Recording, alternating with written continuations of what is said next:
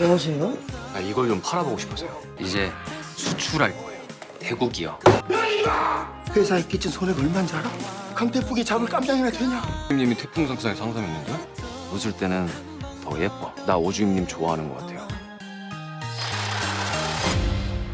안녕하세요, 작셰프입니다. 오늘은 요즘 제가 완전히 빠져서 매주 토요일만 기다리고 있는 드라마 TVN 태풍 상사 이야기를 해볼까 합니다. 처음에는 IMF 시대 배경이라 좀 무겁지 않을까 걱정했는데, 그런데 1화 시청률 4.9%로 시작해 최대 시청률 9%를 기록했죠. 보면 볼수록 이 드라마가 단순히 과거 이야기가 아니라는 걸 느끼게 되더라고요. 1997년 그 추운 겨울을 배경으로 드라마는 우리에게 묻습니다. 위기가 닥쳤을 때 당신은 어떤 사람이 되고 싶은가? 오늘은 지금까지 나온 6화까지의 내용을 바탕으로 드라마에 숨겨진 폭손들과 앞으로 펼쳐질 인물 간의 갈등, 그리고 7화 예고편을 보고 제가 예측해본 전개까지 싹 다 파헤쳐 보도록 하겠습니다.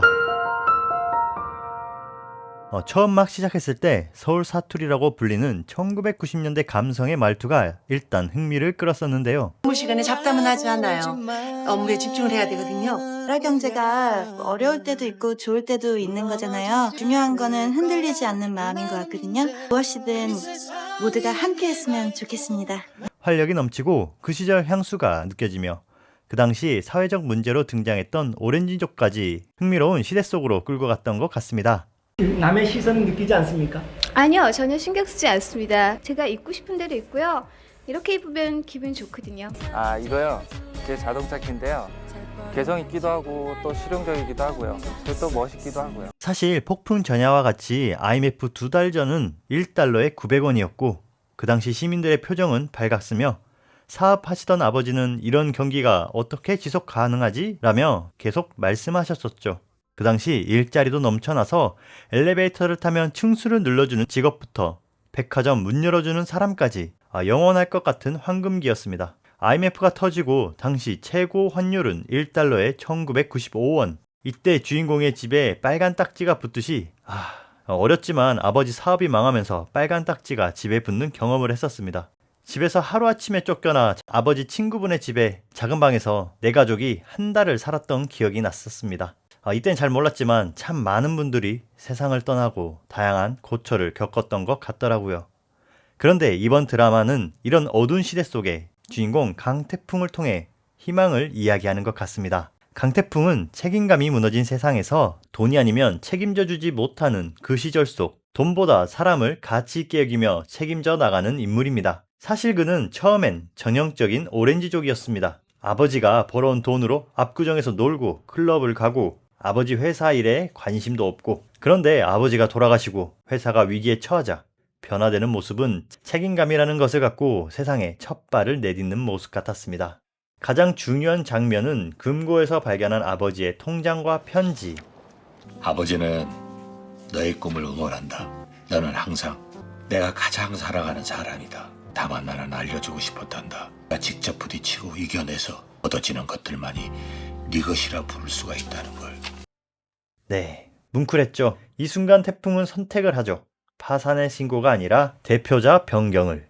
직원도 돈도 팔 것도 없는 회사를 포기하는 게 아니라 지켜내기로 결심한 거죠. 사람은 죽어도 그 사람의 의지는 이어간다는 말처럼 말이죠. 여기서 주목해야 할 대사가 있습니다. 나는 안 무너져요. 무너진 건 시대지. 그는 희망의 상징입니다. 맹목적인 낙관주의자가 아니라 현실을 직시하면서도 포기하지 않는 사람. 넘어져도 다시 일어서는 사람. 그리고 이 친구의 이름이 태풍이라는 것도 의미심장하죠. 태풍은 거센 바람과 비를 몰고 오지만 지나간 후에는 천명한 하늘을 선물하죠. 모든 것을 쓸어간 것 같지만 결국 새로운 시작을 가능하게 하는 자연 현상이죠. 그리고 강태풍의 든든한 조력자 오미선은 현실과 희망 사이에 있는 인물 같습니다. 태풍과 정반대의 스펙트럼에 있는 인물입니다. 태풍이 부유한 집안이었다면 오미선은 17살에 부모를 잃고 외교관의 꿈을 접고 할머니와 두 동생을 부양하기 위해 고졸로 바로 취업한 현실주의자이죠. 이미 책임감으로 세상을 살아가고 있는 인물입니다. 그런 미선에게 태풍 상사는 생존의 터전이죠. 감성이나 의리의 문제가 아니라 가족을 먹여 살리기 위해 절실한 공간입니다. 그래서 태풍이 감정적으로 사고를 치면 호통을 치고 나무라는 것이 당연하죠. 여기 어디예요? 왜요? 가요. 이거 가서 취소하고 와요, 빨리. 아니 취소 안 되고 이거 선입금하는 조건으로 엄청 싸게 받아. 회사가 망하면 자기 가족도 망하니까요. 그런데 이 둘의 케미가 정말 좋은 게 서로 다른 방식으로 보완해 주거든요. 태풍의 직관과 긍정성, 그리고 미선의 논리와 현실 감각. 6화까지 보면서 느낀 건 이 둘이 점점 서로에게 배워나가고 보완되어 간다는 거죠. 미선은 태풍을 통해 희망이라는 감정을 느끼게 되고 태풍은 미선을 통해 현실의 무게를 배워가고 있는 것 같습니다. 그런데 그런 둘을 괴롭히는 인물이 있죠. 바로 김상호 배우가 연기하는 표박호 사장입니다. 정말 소름 돋게 잘 만들어졌어요. 표박호는 강태풍의 아버지의 오랜 사업 파트너였어요. 그런데 그는 진정한 동료가 아니었죠. 그에게 IMF는 위기가 아니라 기회였습니다. 3화에 나오는 창고 계약 장면 다들 기억하시나요? 72시간 임대기간 그리고 연체 시 물건 전체 압류. 이 계약은 처음부터 함정이었습니다. 태풍 상사를 도와주는 척하면서 실은 원단을 가로채려는 계략이었죠. 그러게 계약서나 똑바로 읽어보지 그랬냐? 이 한마디에 모든 게 담겨 있었습니다. 난 사업가로서 돈을 받을 뿐인데 뭐가 사기란지 모르겠고 계약서를 정확히 읽고 기일 내에 물건을 찾아갔으면 될 것을 왜 남의 탓을 하나. 태풍 상사가 일을 못하는 것을 여기 와서 때를 쓰면 어떡하나. 법적으로는 정당해요. 계약서에 다 적혀 있으니까요. 하지만 도덕적으로는 이게 바로 작가가 우리에게 던지는 질문 같았습니다. 더 섬뜩한 건 표박호가 어쩌면 강태풍의 아버지를 죽인 원인일 수도 있다는 거죠.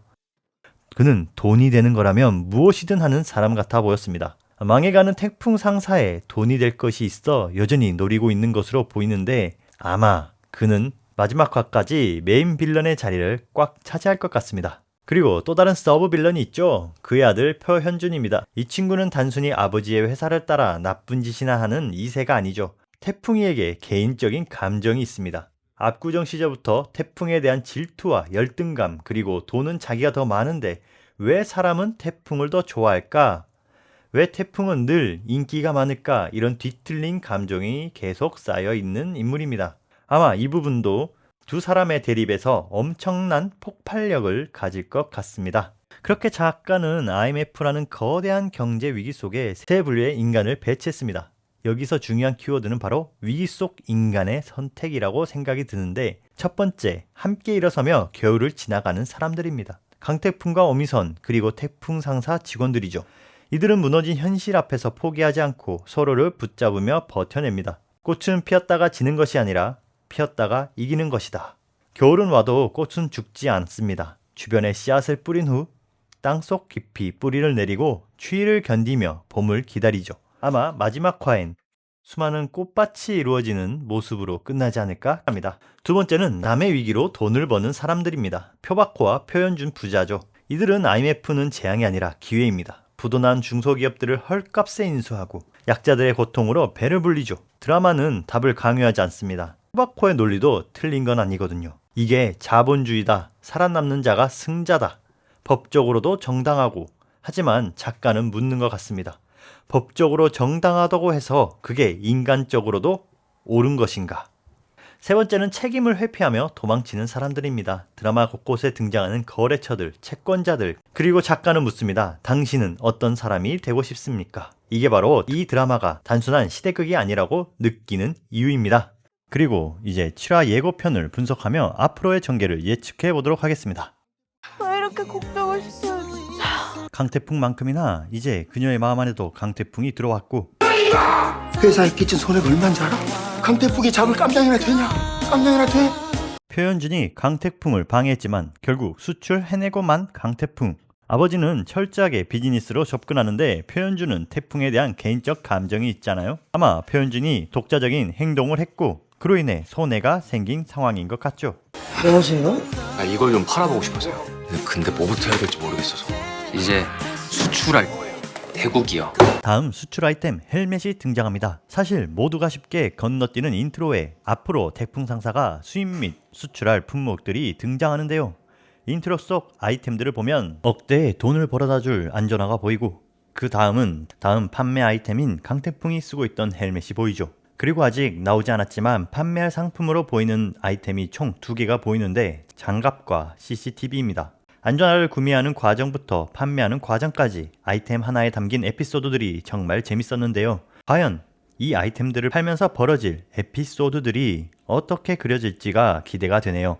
다시 돌아와서 헬멧을 태국에 팔려는 강태풍. 고마진 과장님도 합류해서 함께 하려는 것 같습니다. 김희선 씨가 영업을 하는 거는 아닌 것 같아서. 오주임님이 태풍 상사에 상담했는데?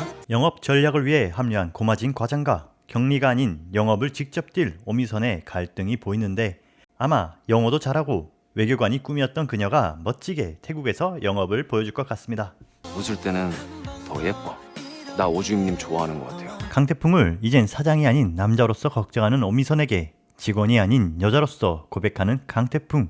전쟁 속에서도 사랑이 피어나듯 추운 이 겨울 로맨스도 본격화될 것 같습니다. 그리고 7화 마지막에 로맨스를 살짝 막는 위기를 둘 거라 확신하는데, 그 이유는 이 드라마의 결말이 해피엔딩으로 끝날 거기 때문이죠. 어떤 위기를 주어도 결말은 해피엔딩일 거기 때문에 아마도 다양한 위기를 줄 것으로 예상됩니다. 그런데 어떤 해피엔딩으로 드라마가 끝이 날까요? 아마 제 예상에는 태풍 상사가 대기업이 되는 게 아니라 작지만 건강한 회사로 자리 잡는 것, 또는 표박호를 완전히 무너뜨리는 게 아니라 그가 스스로 반성하게 만들거나, 또는 모든 문제가 해결되는 게 아니라 함께 버틸 수 있다는 확신을 얻는 것으로 엔딩이 되지 않을까 예상해 봅니다.